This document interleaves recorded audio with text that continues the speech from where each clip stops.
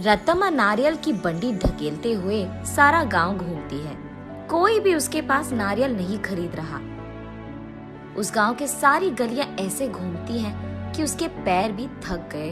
का बेटा, माँ भूख लग रहा है माँ, ऐसे पूछने पर उसे रोना आ जाता है और रत्तम्मा को पता नहीं चलता कि वो क्या करे।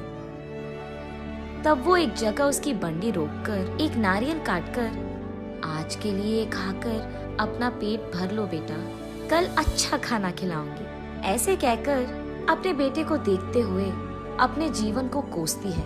मगर वो दोष किसको मानेगी, रत्तम्मा को समझ में नहीं आता। एक समय में रत्तम्मा बाकी गांव वालों की तरह ही छोटे मोटे कूली का काम करती थी, लेकिन उसे लगता है कि उसे उसका मेहनत का फल नहीं मिल रहा। इसी दुख में वो दिन गुजारती थी। कुछ ही दिन पहले रत्तम्मा का पति पी पी कर मर गया।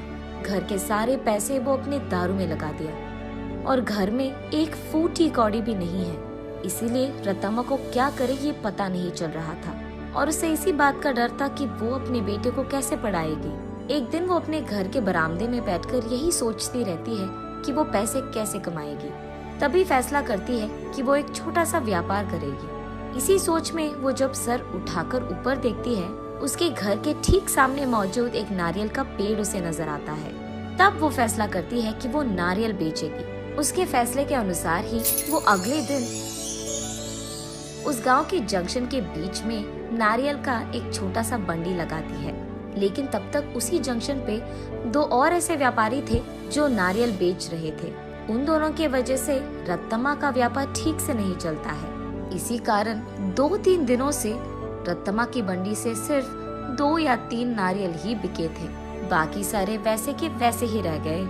ये देख निराश होकर रत्तम्मा ये फैसला करती है कि अगर वो गांव के सारी गलियां घूमकर बेचने की कोशिश करेगी तो कम से कम कुछ तो बिक जाएंगे।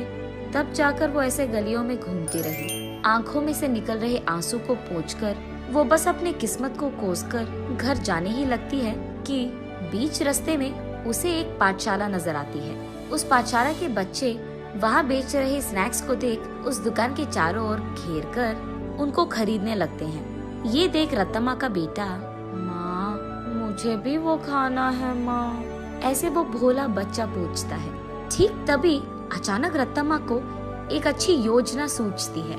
तब वो उसके बेटे से ऐसे कहती है, हमारे पास उसको खरीदने के पैसे नहीं है बेटा, लेकिन घर जाते ही मैं तुम्हारे लिए एक बहुत अच्छी मिठाई बनाऊंगी, ठीक है?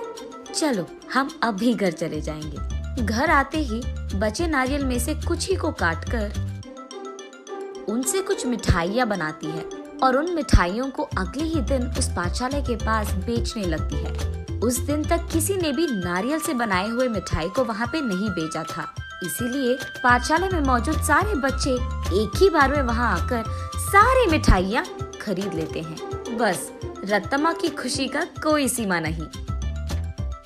घर जाते ही वो नारियलों से दूसरी तरह की मिठाई बनकर अगले ही दिन वहाँ आकर उसे बेचती है। पिछले दिन की तरह ही बच्चे वहाँ आकर सारी मिठाइयों को खरीद लेते हैं, लेकिन कुछ बच्चे ऐसे पूछते हैं, आंटी कल जैसे मिठाई नहीं है क्या? कल लेके आऊंगा बेटा। ये कहकर घर पहुंचते ही अगले दिन के लिए नारियल से ही 2-3 प्रकार की मिठाइयाँ बनाती है। तीसरे दिन भी सारी मिठाइयाँ बिक जाती है।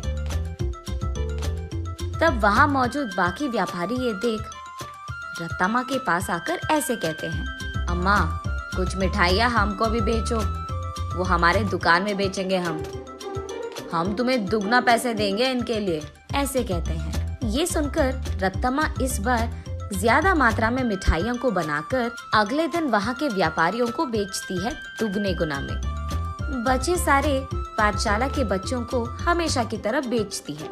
ये देख बच्चे सारे वापस रत्तम्मा के पास ही मिठाइयाँ खरीदते हैं। ये देख बाकी व्यापारी रत्तम्मा से ऐसे कहते हैं, तुम अगर ऐसे ही हमारे बगल में दुकान लगाकर वही मिठाइयाँ कम दाम में बेचोगे तो हमारा धंधा कैसे चलेगा मैम? अगर तुम्हें बेचना है तो हमारे ही दाम पे बेचना होगा।